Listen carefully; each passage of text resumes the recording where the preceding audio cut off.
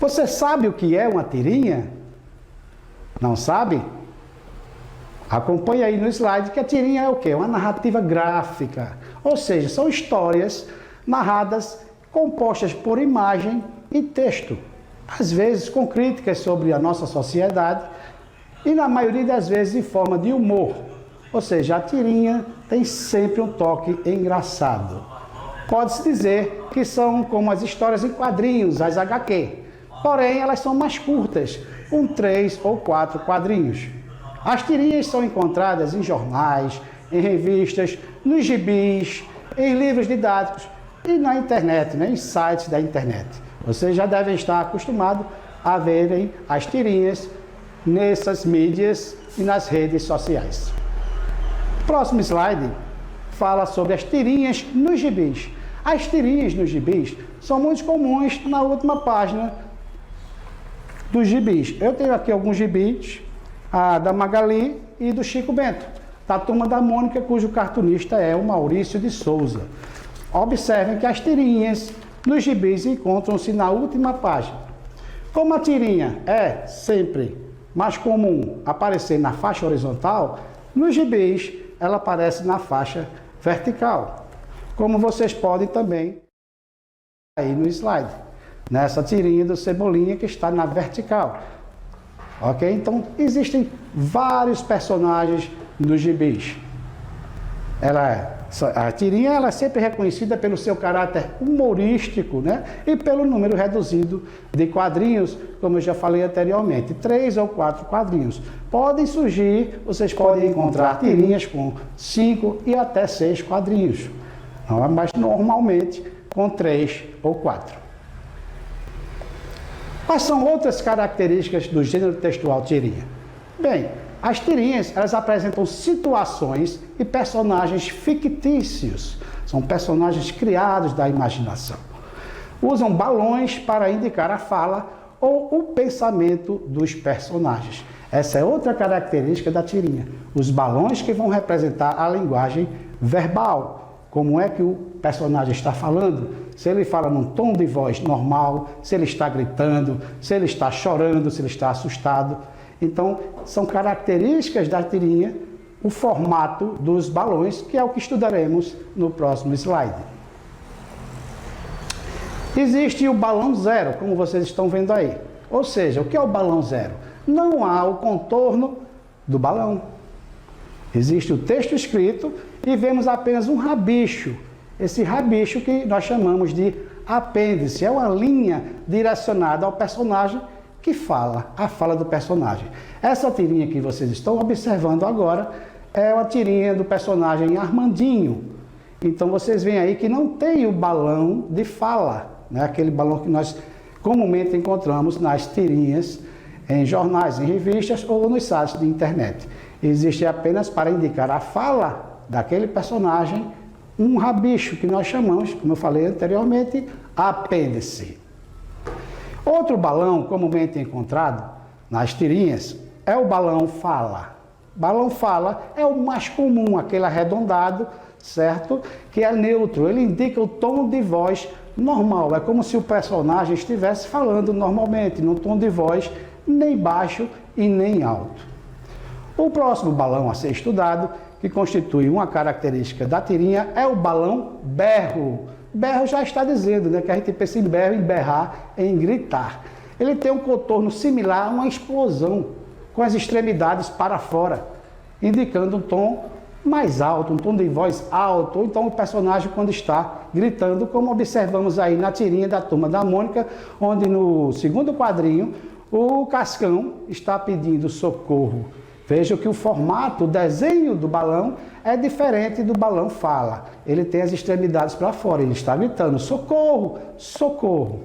O próximo balão a ser estudado agora, como característica da tirinha, é o balão cochicho. O que é cochichar? É falar baixinho, é sussurrar. Então o balão tem que representar este tipo, esta tonalidade de voz do personagem também.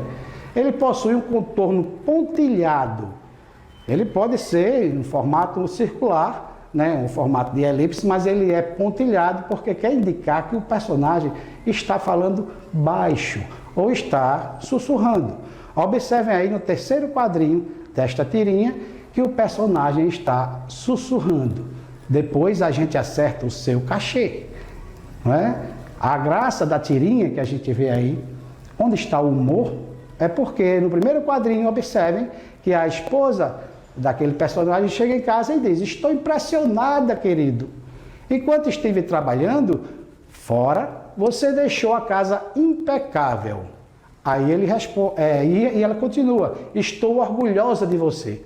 Quando a esposa dá as costas, ele fala para o cachorro que está com um avental, um espanador na mão. E ele diz baixinho, por isso que está pontilhado o balão. Depois a gente acerta o seu cachê. Ou seja, quem fez a arrumação da casa não foi ele, foi o cachorro. Ele combinou com o cachorro para depois acertar uma gratificação para ele. Próximo balão a ser estudado é o balão que não existe, são as tirinhas sem balões de fala. Podem ocorrer também. Não há texto escrito na tirinha, só a linguagem não verbal, que são as imagens. Nós temos que efetuar a leitura dessa história, observando apenas as imagens, né, as ações que os personagens estão executando no desenrolar da narrativa. Ok? A linguagem usada é a linguagem não verbal. Então, não esqueçam disso. A linguagem verbal é quando há texto. E aí a linguagem não verbal é a imagem. Geralmente usam-se as duas, texto e imagem. Mas no caso deste exemplo da tirinha aí do Cascão e do Cebolinha, a linguagem utilizada foi a linguagem não verbal. A gente compreende toda a história, faz a construção de sentido apenas observando o movimento dos personagens. Não há texto escrito. Vamos falar agora de oralidade. Vimos que os balões são utilizados para representar a fala. No entanto, outros recursos são utilizados para representar as marcas da oralidade. Entre eles, podemos destacar os diferentes valores expressivos da letra. A letra que é escrita dentro dos balões das tirinhas. Reticências, não é? As repetições. E os caracteres desconhecidos ou os signos icônicos. Então vamos explicar cada um deles para que vocês, com exemplos, para que vocês tenham um melhor entendimento, uma melhor compreensão deste gênero tão divertido que é a tirinha. Então, no próximo slide, nós começaremos a explicar os diferentes valores expressivos da letra. São as variedades, né? As variadas formas de tamanhos e letras, das letras, dependendo da intenção do autor e do contexto. Elas podem assumir diversos sentidos. Por exemplo, letra tradicional, que indica a fala comum, a usual. O texto do balão pode aparecer em negrito, que pode indicar um tom de voz mais alto ou dar mais ênfase à fala do personagem. Itálico, que representa palavras ou expressões estrangeiras. E uma letra em tamanho menor, que pode indicar o sussurro ou a tonalidade mais baixa. Então, além dos balões que nós vimos, os balões de fala, o balão zero, o balão cochicho, o balão pensamento e alguns que não têm balões, só com a linguagem não verbal, a letra é muito importante, o tipo de letra, como ela é escrita, se ela é destacada em negrito, se ela está em itálico, se ela é menor ou maior. Isto tudo vai fazer com que nós possamos construir aquele efeito de sentido que o autor deseja para entendermos bem o posicionamento e as ações dos personagens na história. O próximo slide, a letra tradicional. Observem nesta tirinha, Cebolinha e Mônica, né? A letra está escrita em tamanho normal, uma letra tradicional usada nas tirinhas ou nas histórias em quadrinhos.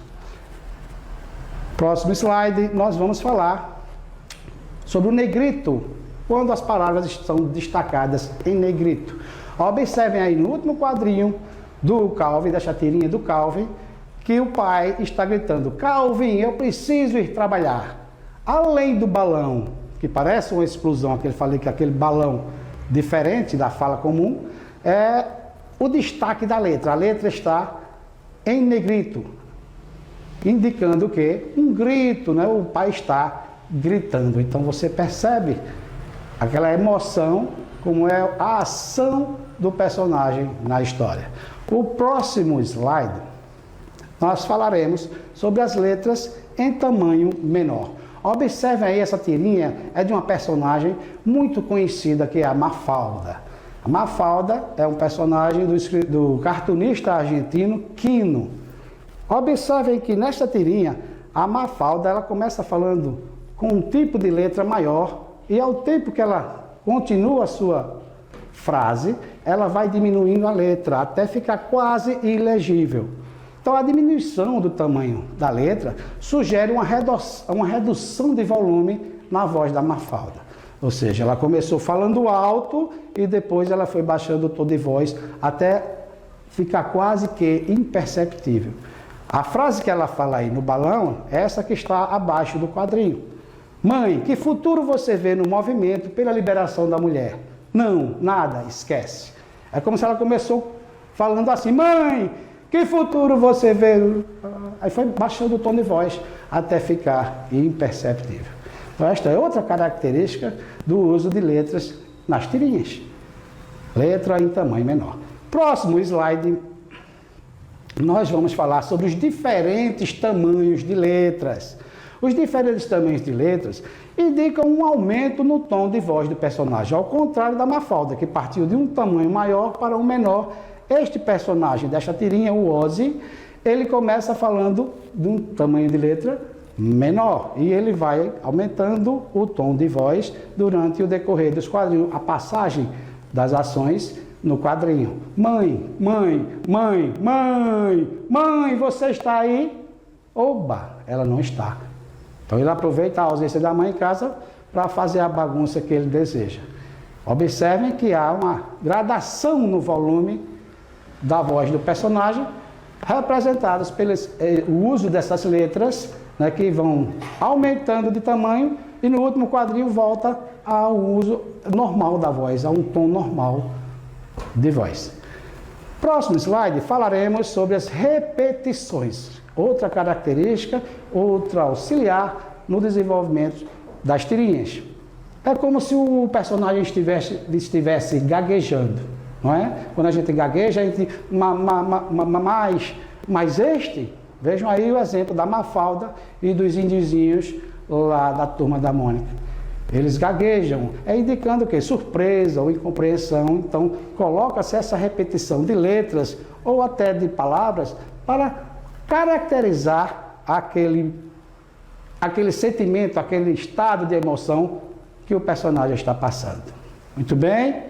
Vamos continuar com, agora o próximo slide, as reticências, aqueles famosos 3 pontinhos que a gente encontra no final de uma frase. Eles são muito usados nas tirinhas para indicar o quê? Um intervalo, uma pausa entre as falas. Observe aí nesta tirinha, que é a do Calvin. Calvin é um menino muito irreverente, muito inquieto. Vejam aí no primeiro quadrinho o que ele diz. Vejam o tipo de balão, vejam o tipo de letra, se ela está destacada, ela está em negrito, então ele está falando num tom de voz mais alto, ele está fazendo aí uma frase interrogativa. Cadê minha jaqueta? Aí ele diz, depois procurando a jaqueta, eu já olhei em todo canto, debaixo da cama, em cima da cadeira, e observem aí o uso das reticências, indicando que ele está dando uma pausa, um intervalo na sua fala.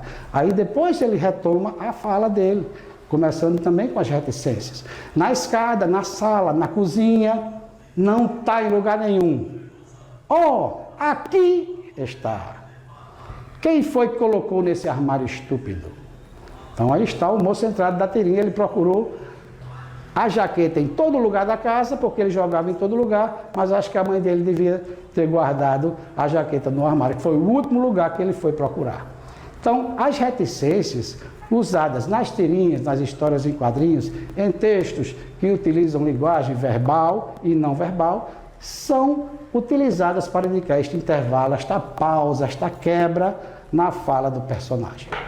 Muito bem, passamos para o próximo quadrinho, que são os caracteres desconhecidos ou os signos icônicos. O que são signos icônicos? São signos que nós reconhecemos, são elementos, são símbolos, são sinais que representam uma palavra ou uma expressão. Por exemplo, vemos aí vários quadrinhos de tirinhas, né? Observe o que eles estão dizendo ou pensando, não conseguimos ler, mas esses símbolos de caveiras, de pregos, de estrelas e outros elementos dentro ou fora de balões vão indicar uma discussão acalorada ou até mesmo palavrões que os personagens estão dizendo. A gente vê ali o Cebolinha pensando e está ali, apanhou da Mônica, levou uma surra da Mônica, está caído no chão, e nós vemos os símbolos que aparecem no balão representando algumas palavras que não devem ou não podem ser escritas. Então, mas a gente sabe que ele está pensando algo ruim a respeito da surra que levou, assim como todos os outros quadrinhos e personagens. Vamos para o próximo slide. Os níveis da fala. Os níveis da fala também são conhecidos como variantes linguísticas. As variantes linguísticas que servem muitas vezes para caracterizar os personagens, sendo responsáveis pela sua identidade linguística. Todos nós temos a nossa identidade linguística, temos o nosso jeito de falar, não é? Algumas pessoas até procuram sempre falar adequadamente a norma culta, a gramática normativa, dando mais ênfase, fazendo palavras mais rebuscadas, frases mais elaboradas, talvez para impressionar ou dependendo da ocasião que se faz necessário. Então observem aí, esta tirinha é de um personagem chamado Níquel Náusea. E o ratão grande e mais gordo no primeiro quadrinho diz, vejam que ele fala, a linguagem dele é uma linguagem culta, mais elaborada, mais rebuscada. E ele diz, forneça-me esta guloseima láctea. O Níquel Náusea está com um pedacinho de queijo na mão, observem. Aí ele diz, que? Não entendeu, porque ele falou muito rebuscado. Aí ele diz a mesma coisa, mas com outras palavras também, utilizando uma forma culta. Ele diz o seguinte, ceda-me esta substância lacticinosa. Veja que palavra difícil, né? É o queijo, é o pedaço de queijo que ele quer. Aí ele faz, o Níquel Náusea responde, como? No final ele desiste de falar rebuscado e fala como nós falamos informalmente na linguagem coloquial. Dá aqui essa gororoba e toma da mão do Níquel Náusea. E o ratinho diz, agora sim, ele entendeu. Então, isso é um recurso chamado variante linguística, todos nós falamos, né? Algumas que têm mais instrução falam mais rebuscado, dependendo da ocasião, do momento que está sendo solicitado a executar a palavra. Então, no primeiro e segundo quadrinhos, o personagem utiliza a linguagem formal culta, tentando impressionar o Níquel Náusea a fim de tomar-lhe o queijo. O próximo quadrinho, dentro dos níveis da fala, é o regionalismo. O que é o regionalismo? Nós encontramos nas tirinhas também o regionalismo com este personagem aqui, que é o Chico Bento. O Chico Bento é um menino, um garoto que mora na roça, mora no campo, numa zona rural. Então, intencionalmente, de forma proposital, o cartunista Maurício de Souza coloca a fala dele bem assim que a gente possa ver como se fosse uma pessoa, um indivíduo que morasse numa zona rural, no campo, na roça. Observe aí as marcas da linguagem, né, do Chico Bento. Indicam uma região do Brasil que é do interior, de pessoas que não têm, talvez, o acesso devido a uma boa instrução, a uma boa educação dentro dos parâmetros da nossa língua portuguesa. Ele fala, mãe, hoje você pode contar uma historinha bem curtinha? E essa interrogação no balão da mãe, a mãe perguntando qual é a historinha que ele queria ouvir. Uai, pro quê, Chico? Pro quê? Por que com essa história grande eu acabo dormindo na metade e fico sem saber o final? Vejam aí, a graça não está no jeito que ele fala, está porque ele quer que a mãe conte uma história mais curta, porque se for uma história grande ele dorme sem saber o final. Então quer que a mãe conte uma história mais rápida, mais curta. Mas observe bem a característica da escrita da fala, tentando valorizar aquela variante linguística, aquela peculiaridade que tem na fala do morador de uma zona rural, de uma pessoa que talvez não teve oportunidades de instrução adequada. O próximo slide sobre as tirinhas é a representação dos sons, como os sons são representados nas tirinhas. Para representar os sons, são utilizados os elementos paralinguísticos e as onomatopeias, que é uma figura de linguagem. Os elementos paralinguísticos são utilizados para representar os sons que acompanham a fala, como choro, como suspiros, risos e etc. Vários outros, ok? Vejam aí outra tirinha do Níquel Náusea. Ali é a cigarra da fábula. Lembram da fábula da cigarra e da formiga? Né? A formiga está ali na toca, as formiguinhas, e chega a cigarra e diz: em troca de comida, posso tocar para vocês no inverno. No segundo quadrinho, nós observamos as palavrinhas ali em destaque, ó, ha, ha, ha, ha. Isso indica o quê? Isto é um elemento paralinguístico, ele serve para representar a risada das formigas. Ha, ha, ha, ha.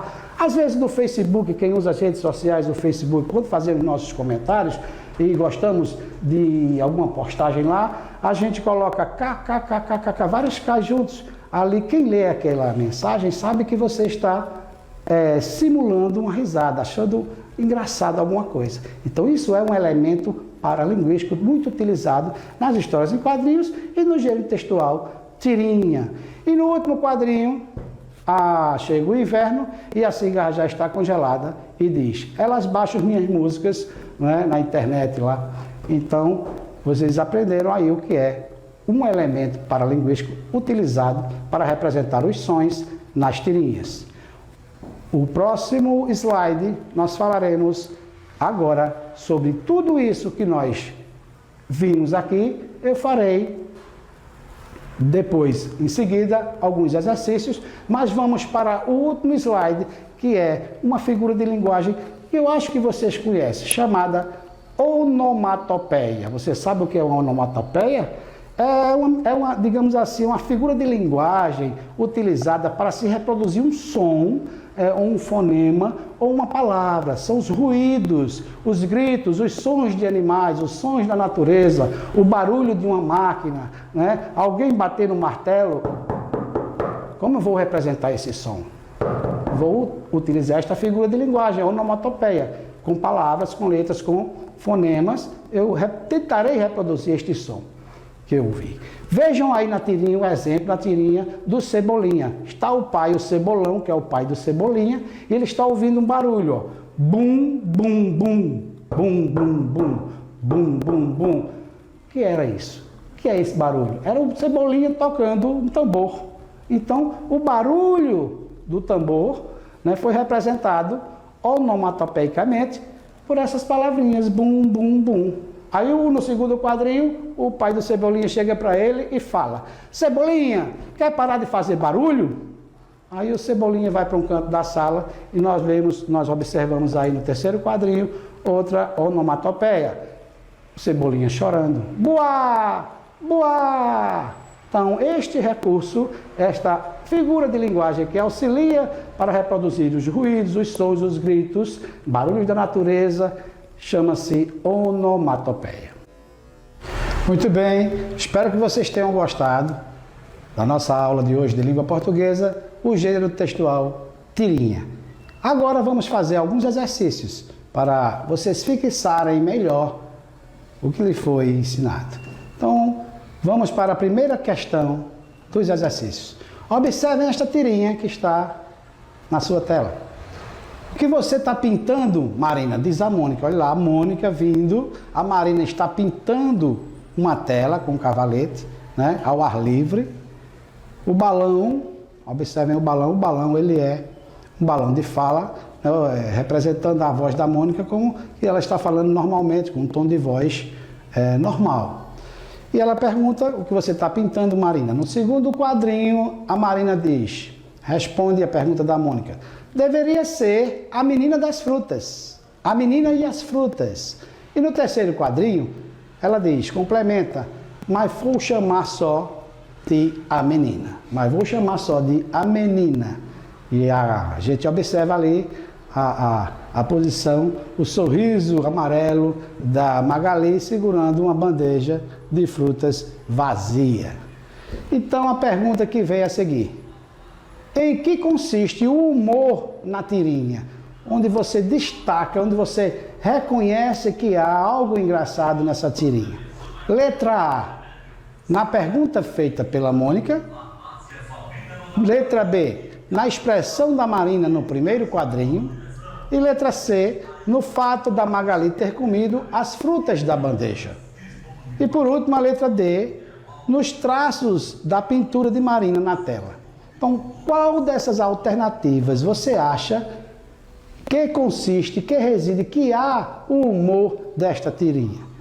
Letra A, letra B, letra C e letra D. Vou lhe dar alguns segundos para pensar e respondam aí qual é a resposta que vocês acham, onde está o humor na tirinha. Então, vamos ver a resposta? Será que vocês acertaram? A resposta da questão 1 é a letra C. O humor da tirinha consiste no fato da Magali ter comido as frutas da bandeja.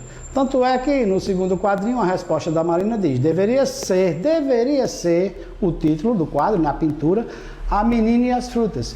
Mas como a Magali, a gente sabe que ela é muito comilona, gosta de comer bastante, ela comeu as frutas da bandeja enquanto a Marina a pintava. Ok? Vamos para a segunda questão, para que vocês tentem responder aí em casa. A questão 2 é uma tira do gato Garfield. Garfield, do cartunista Jim Davis, cartunista americano. Vejam lá, no primeiro quadrinho tem algumas aranhas, né, descendo nos fios de suas teias, e o Garfield é um gato muito preguiçoso, muito relaxado, ele gosta sempre de estar dormindo, e há um texto ali em um balão. Certo, homens? No segundo quadrinho, puxem isso.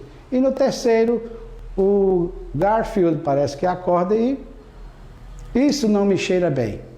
E a aranha diz: tragam o cacto gigante. E vem outra aranha lá empurrando um jarro com um cacto cheio de espinhos. Pergunta: qual tipo de balão é usado na tirinha do Garfield? Qual o tipo de balão? Que balão está sendo usado, o tipo, na tirinha do Garfield? Letra A, o balão fala, que indica o tom da fala normal. Letra B, o balão berro, indica um tom de voz alto ou um grito. Letra C, balão cochicho, indicando um tom de voz baixo ou sussurro.